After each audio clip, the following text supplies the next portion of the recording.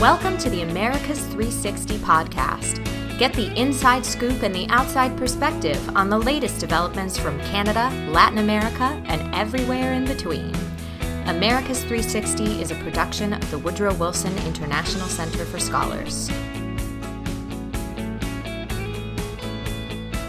Hello, I'm John Molesky. Welcome back to another episode of Americas 360. This program is brought to you by the world's #1 think tank for regional studies and is a collaboration among the Wilson Center's Argentina Project, Brazil Institute, Canada Institute, Latin American Program, and Mexico Institute. In this episode of Americas 360, we're going to explore issues that are likely to be priorities among the countries of the Western Hemisphere as the U.S. undertakes the transition from a Trump administration to a Biden administration. It's a broad agenda ranging from migration to climate cooperation to COVID-19 support and vaccine distribution. But before we dig into that topic with our special guest, we want to turn to Cynthia Arnson, the director of the Wilson Center's Latin American program, to ask her about some breaking news in terms of when we're recording. Just this past weekend, Venezuela held elections. And so, Cindy, if you wouldn't mind, tell us what happened. Venezuela held elections for a new National Assembly this past Sunday on December 6th, and it resulted, no surprise, in the governing party winning 67% of the seats, a supermajority, in an election when only about 31%, a very low percentage of the electorate by Venezuelan terms, showed up to participate. And the elections are really important for a couple of reasons. One is that since 2015, the assembly has been controlled by the Venezuelan opposition. And it is the body from which the interim president, Juan Guaido, emerged. So when this new when the new National Assembly takes over on January 5th, there will be no longer any body within Venezuela that the opposition controls, even though the government never allowed it to function. And the constitutional basis for Guaido's interim presidency will also be really in question. And we have to just remember that these were elections that took place under the most adverse conditions. The government of Nicolás Maduro has done everything in its power over the last 5 years to curtail the powers of the assembly, to prevent it from governing, going as far as to hold elections for an alternative assembly and prohibiting the major opposition candidates from running in elections, and then going ahead and absolutely substituting the leadership of the main opposition parties with people that were more palatable to the regime. So there were no conditions for free and fair elections, but nonetheless, this is a real turning point in Venezuela's domestic politics. Thanks, Cindy. And certainly one of the issues that we'll be discussing as the new administration begins to survey the landscape. So as I mentioned, Dan Restrepo was with us, and we're lucky to have him with us for 2 episodes. This week's episode is the first half of a 2-part discussion. Dan is a former senior director for the Americas at the National Security Council under President Obama. He continues to advise Democrats on developments in the Western Hemisphere. And Dan is also a senior fellow at the Center for American Progress. You're going to hear from him in just a minute. But first, let me bring back the roundtable. Joining us, as always, Argentina Project Director Benjamin Gadan. Hey there, John. Hey, Benjamin. Brazil Institute Director Ricardo Zuniga. Hey, John. Hey, Ricardo. You just met Latin American Program Director Cynthia Arnson, and also, last but not least, is Mexico Institute Director and Vice President for New Initiatives, Duncan Wood. Hi, Duncan. Hey, John. How you doing? And as we previewed, our special guest, Dan Restrepo, joins us. And before we dive into the full roundtable, Ricardo has a few questions to tee things off. So, Ricardo, take it away. Sure. Thanks very much, John. So, Dan, you and I both worked with then Vice President Biden while he was focused on the Americas during President Obama's administration. We know how much he cares about the region.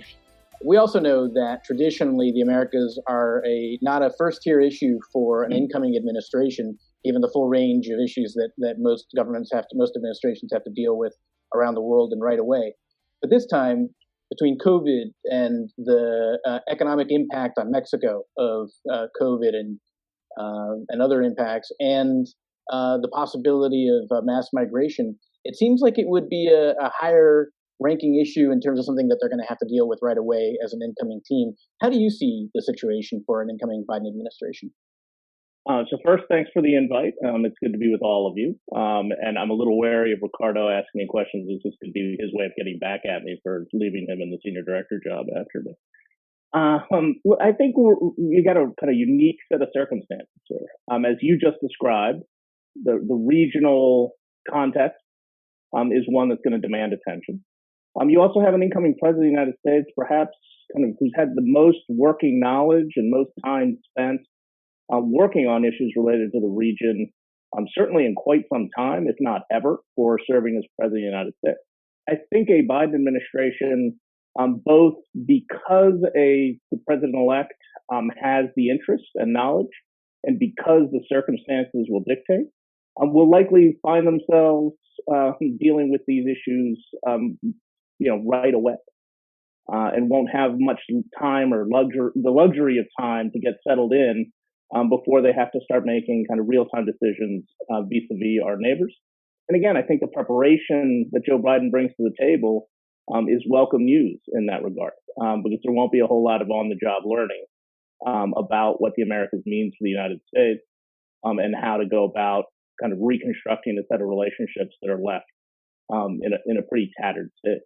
Let's get to some of the details on some of the big themes that we're going to have to be contending with. I know that my colleagues have some important issues that they're going to want to cover, but maybe we can start with migration, and something that's obviously been important in the both domestic and the international context, and something that affects so many of the countries across the region. How do you see that being prioritized in terms of not just the issues that have to be dealt with on day one, but in terms of the relationships and the key phenomena they're going to have to deal with right away? So this is one of these things that's going to be present from the very beginning. And as a candidate, Joe Biden was pretty clear that the way the Trump administration has dealt with or attempted to deal with migration is unacceptable. It's unacceptable because it doesn't represent the values of the United States. It's unacceptable because it doesn't protect the United States, and it doesn't advance U.S. national interests. And as a candidate, Joe Biden made very clear that he's going to undo a great deal of what Donald Trump put in place. Because Donald Trump has effectively closed off the United States. Closed off the United States from the legitimate exercise of legal rights of asylum, and has kind of, extorted our closest neighbor into serving as kind of a detention facility for the United States on questions of migration. All that's going to have to be addressed.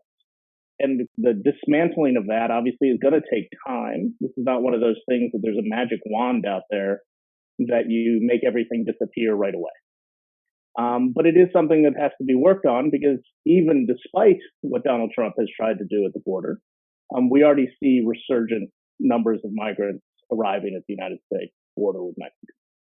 October of this year saw the highest number of border apprehensions in an October since fiscal year 2005, nearly 70,000 border apprehensions.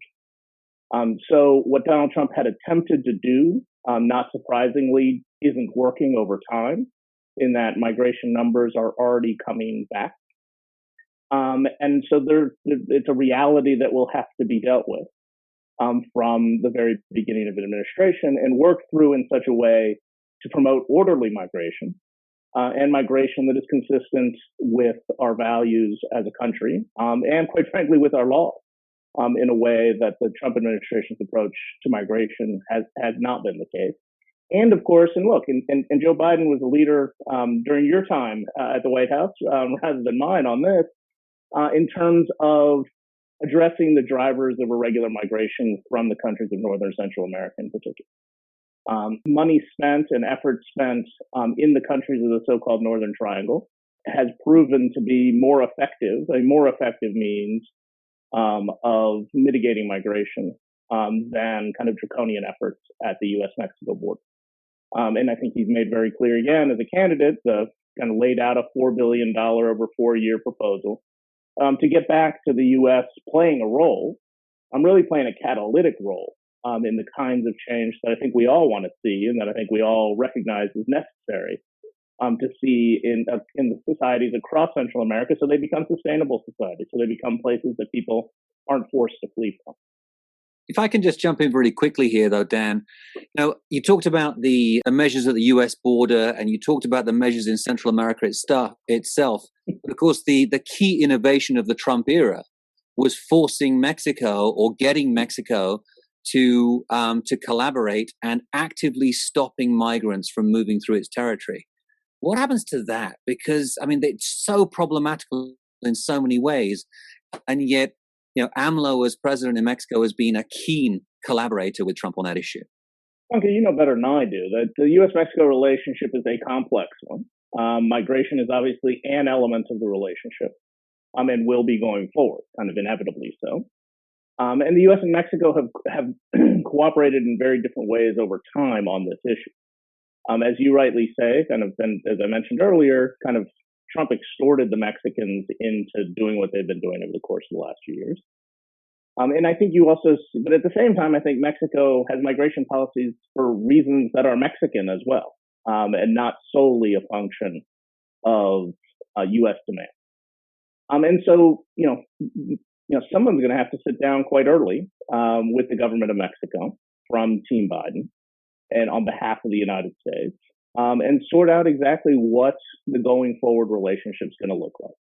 On what the going forward relationship is going to look like across a broad range of issues, including, but I think migration is going to be near the top, if not at the top of that kind of to-do list, in terms of figuring out how the U.S. and Mexico can work together to promote order, in a humane way, to promote orderly migration in the Americas, and obviously primarily that migration which transits Mexico in looking for protection. But one of the interesting things that's happened over the course of the last few years, and I think kind of under-recognized, is that Mexico has actually become a country of, a recipient country of migration, in the sense that you have more migrants staying in Mexico, and Mexico's protection mechanisms have become more robust in terms of humanitarian protection for those in need under international law. And that's expanded quite significantly in recent years. So look, this is going to be kind of a complex puzzle in reshaping and creating a modern U.S.-Mexico relationship where kind of humane and orderly migration, I think, is going to be part of that agenda. Dan, I'm curious to hear a bit of the trade panorama as you see it. With Mexico, the Trump administration managed, after lots of brinksmanship, to renegotiate NAFTA. But otherwise, any trade agreements with the region were quite minor. I think it was largely a protectionist approach, as we saw elsewhere. What do you foresee for a Biden hemispheric trade agenda? Maybe Trans-Pacific Partnership, maybe even beyond a sort of free trade area of the Americas, minus a couple key players. Argentina, you could imagine, would not be on board. I'm curious, how aggressively, how ambitiously might President-elect Biden see trade as a way to, rebuild economies in Latin America?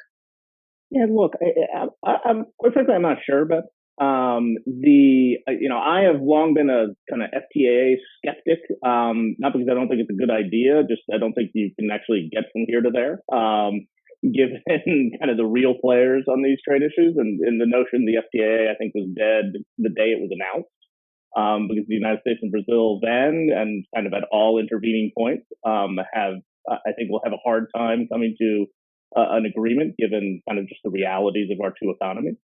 And I think the order of the day for a Biden administration is going to be dealing with the kind of the fallout from the pandemic. And there's the public health piece, and we can talk about that. But there's obviously the economic wreckage that has happened in the region. And I think quite frankly, everybody underappreciates how bad things really are in the Americas right now, and the consequences that are going to flow from that. And so part of the puzzle will be kind of what is the economic cooperation? What is it that the U.S. can usefully do to help economic recovery across the Americas? I'm not sure that kind of grandiose trade agreements, structurally over time are beneficial, but that's not the kind of assistance, and that's not the kind of solution set that I think you need to deploy kind of right away. Which gets us kind of in a different complicated lane, which is right now, the international financial institutions are deploying a fair amount of their balance sheets to support, or at least to provide potential support for their fiscal support for countries across the hemisphere. And this is primarily the IMF right now. It's not anybody else. I think there's going to have to be a real push in the kind of financial mechanisms, and the U.S. can provide, I think, important leadership there to kind of help answer the immediate crisis in a way that portends for inclusive growth in as many of the countries in the region as you can possibly get behind. And so all of this is just, Dan Restrepo opining. So I'm not entirely sure that there's some significant trade agenda in the ways that we've thought about it and the ways we've talked about it, really since the initial Summit of the Americas, right? I think perhaps we're finally in a post of whatever that era was. And we need to think about kind of what are those practical kind of almost emergency mechanisms that can be used to deal with this initial fallout from the pandemic. And then once you do that and kind of reset the floor, if you will, what are the ways to build off of that? But, I think that's 2, 3, 4, maybe more years away, because again, I think the hole folks are in right now is a lot deeper than we all appreciate. Cynthia Arnson? Yeah, Dan, if I could just follow up on that. Yeah. President Trump basically on his first day in office withdrew from the Trans-Pacific Partnership. And it seems that, some things have moved forward in the absence of the United States, but that might be a key way that the United States could re-engage because, economic recovery in the region will depend to a certain extent on reinvigorating exports. So that's part A of the question. And part B is that a lot of people have sort of pointed to the possibility for a green energy transition as part of the Biden administration's climate agenda as a path to economic recovery. And I know that during the Obama administration, there was a very concerted effort to provide an alternative, particularly in Central America and the Caribbean, to Venezuela's oil aid scheme that at the time was known as Petrocaribe, which of course has pretty much disappeared. What were the results of those efforts to help energy importing small economy countries to transition to other energy sources? And is that a place where these efforts can start? Yeah, so I think so when you kind of look back at the kind of energy and climate issues in the Obama years, you kind of went to the second step of them. So I'm going to go back to the first step first, which was using energy and climate kind of as a mechanism. So we had to go to our first Summit of the Americas. President Obama's first Summit of the Americas was less than 100 days into his presidency. And the mere act of showing up and the mere act of showing up in partnership was kind of the big deliverable, if you will. And we kind of purposefully went without an agenda of saying, look, we've got the solutions to every problem and here it is, kind of whatever it is. Kind of that's what the U.S. usually does at the Summit of the Americas, or up until that point is what the U.S. had been doing at Summits of the Americas. And President Obama was very clear that that's not how he wanted to show up. But at the same time, kind of energy and climate issues were a place where we thought that in kind of in a set of differentiated partnerships, there was a common set of challenges that the region faced from what was then the climate change challenge. Not that we weren't quite at the point where we were calling it the climate crisis. And there was different energy dependencies, and that those provided kind of a non-ideological space, if you will, in which to engage with countries in the region. During the second term, as you rightly point out, there was a real push, again after my time, to push kind of energy alternatives in the Caribbean in particular, Caribbean and Central America, but particularly the Caribbean. In part as a response to kind of the demise, quite frankly, of Petrocaribe, and kind of the kind of that house of cards was falling in on itself, and you had these kind of diesel dependent countries There are also countries that are perhaps the most vulnerable set of the countries on the planet to the climate crisis, which seemed quite contradictory to a lot of folks, but also, and who have, clean energy alternatives present. One of the big challenges of the Caribbean writ large is kind of the disparate nature, the scale. It's not a big, even if you somehow aggregate the countries of the Caribbean, you still don't have a particularly large market. And so some of the solution sets, I think, worked on a localized basis. Some of the grander kind of plans, I think, kind of ran aground on the notion, on that kind of lack of a significant enough market, because the United States has to approach these things from a market-based position, right? This is one of kind of the asymmetries of how the United States engages with the region versus how some of our competitors engage with the region. There is no U.S. state-owned energy company that the President of the United States can deploy or can use to address an energy dependence question. Like, basically, we have to use market mechanisms and kind of connectivity with a U.S. private sector, and how you facilitate that kind of connectivity to drive kind of clean energy solutions. Again, I think Joe Biden was was the driving force behind that engagement in the Caribbean in the second term of President Obama's presidency.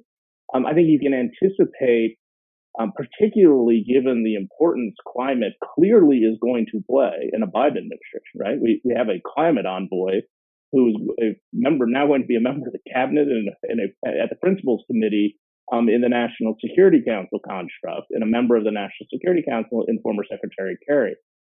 So a central organizing principle is going to be combating the climate crisis. The Americas is an area of the world that has acute challenges, varied but acute challenges, but also really interesting opportunities in renewable and sustainable energy solutions. So again, I think a little bit back to my own Back to the Future, kind of projecting back to how we initially engaged in 2009 around energy and climate issues. I think that opportunity exists again, or it never went away. And seeing how you can deploy kind of new tools like the DFC, right? The Development Finance Corporation is a new and interesting entity with interesting possibilities to kind of allow the United States to be a little more directional on some of this stuff. That's still kind of finding its way in the world. But I can see much more that approach than, again, necessarily kind of trade agreement approaches. Duncan Wood. Thanks, Dan. Yeah, I have to say, you said at the beginning that a lot of people don't know how bad things really are in Latin America. And one of the things that has truly depressed me this year is that despite the pandemic, the flow of drugs from the region to the United States has been really uninterrupted, despite some initial supply chain issues. And of course, the levels of violence, although they have dropped temporarily in some countries, really the rise in that over the long term is unabated as well.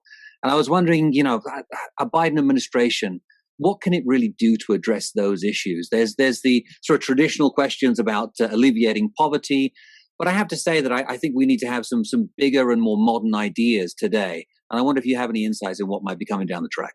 Yeah, so let me toot my own horn here for a second. So I just finished service on the Western Hemisphere Drug Policy Commission, which was a congressionally created outgoing House Foreign Affairs Chairman Elliot Engel was kind of the driving force, and really Eric Jacobstein, his staffer on Western Hemisphere, was the driving force behind this. Created in 2009, finally, after years of in 2016, after years of effort, got up and running here in the last 18 months, and along with a really interesting group of folks, bipartisan folks, we just put out a report that kind of addresses exactly what you just said, Duncan. That it kind of states the obvious. Like, what the United States has been doing in the Western Hemisphere on counter narcotics hasn't worked. It has neither worked for the United States, given the levels of overdose deaths that we've seen in the United States, nor has it worked for the region, given the high levels, particularly of homicides, that kind of define broad swaths of the Americas, that is fueled in large measure by the transnational organizations that are trafficking drugs, among other things, in the Americas. So we got to think about this different. And we got to think about this in a much more data-driven way, like kind of like brass tacks, like what works and what doesn't work. And let's stop doing that which does not work, which doesn't sound like a particularly radical concept. But if you look back at what the U.S. has been doing on counter narcotics for the last 40 years, it'd be quite the departure to stop doing what doesn't work. And also understanding that one size does not fit all here, right? The challenge is differentiated. The United States needs to sit down with its partners where it can, right? Where you have non-corrupt, functioning entity, governments with whom you can deal with, to figure out kind of how do you work the problem, let's say in Colombia, and what does that solution set look like that builds out kind of sustainable peace and security in Colombia, that also has the benefit of reducing illicit narcotic flows.